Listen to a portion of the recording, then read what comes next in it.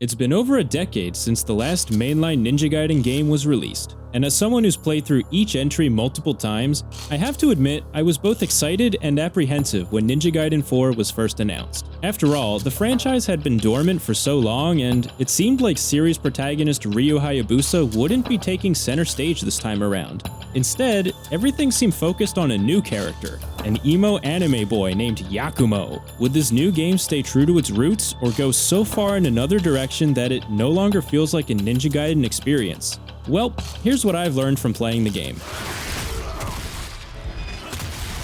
Right off the bat, Ninja Gaiden 4 is the Metal Gear Solid 2 of the series. Both are great games, but they might not be what you're expecting. Despite having his face take up most of the box art, Ryu Hayabusa is a side character in this game, and you will spend the majority of your time playing as Yakumo. Now don't get me wrong, this is an amazing action game and it does have the skeleton of a solid Ninja Gaiden title.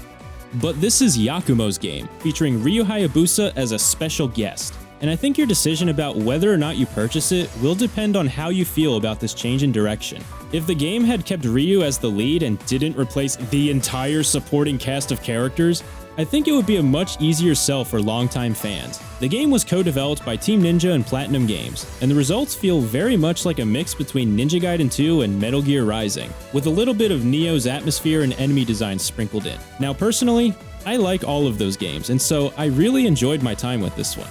I'd even go so far as to say that this is the best the series has felt since Ninja Gaiden 2 released on the Xbox 360 back in 2008. Right from the beginning, you can tell the gameplay has been heavily modernized. You can now air dash, lock onto enemies, sprint, and even parkour over obstacles automatically like in Metal Gear Rising. Mobility feels great. This is the most fluid and agile Ninja Gaiden has ever felt. Yakumo's moveset is also familiar, and he feels like a combination of Ryu mixed in with the speed of Ayane.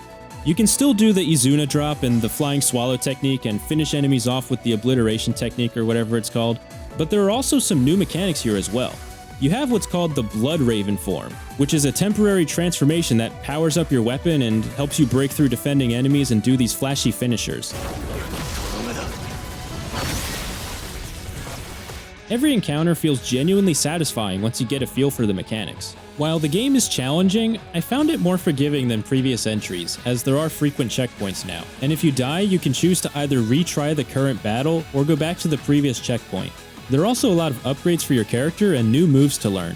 The game has a dedicated training mode for honing your skills, and you'll also come across a bunch of new weapons. These all feel great to use, and the game encourages you to switch between them depending on the situation.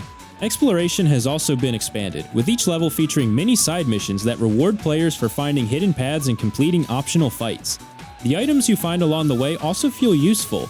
There are healing potions, attack and defense boosts, and even a few rare items. You also have new ways of traversing the environments, with tools like the grappling hook, which makes you feel like Spider-Man, and these rail grinding segments that make you feel like Sonic. Whoa! The whole experience also ran really smooth on my PC, and I didn't notice any of the performance issues or texture pop-in that I experienced when Ninja Gaiden 2 Black first released on PC, so I think the developers might have learned a thing or two about optimization since then. Overall, Ninja Gaiden 4 is a ton of fun, and I would highly recommend it.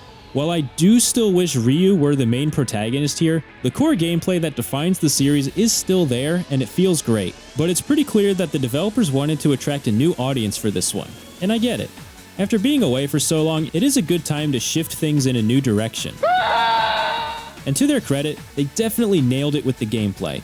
This really does feel like a modern evolution of the Ninja Gaiden formula, and I can easily see this becoming successful enough to warrant a few sequels. But I really do hope this isn't the end of Ryu Hayabusa and the legacy characters taking the spotlight. But that's just my opinion. What are your thoughts?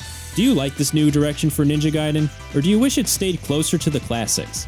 And if you want to see more Team Ninja content, let me know. I've been thinking about making some videos on the earlier Ninja Gaiden games or the Dead or Alive series, so if that's something you'd want to see, drop a comment below.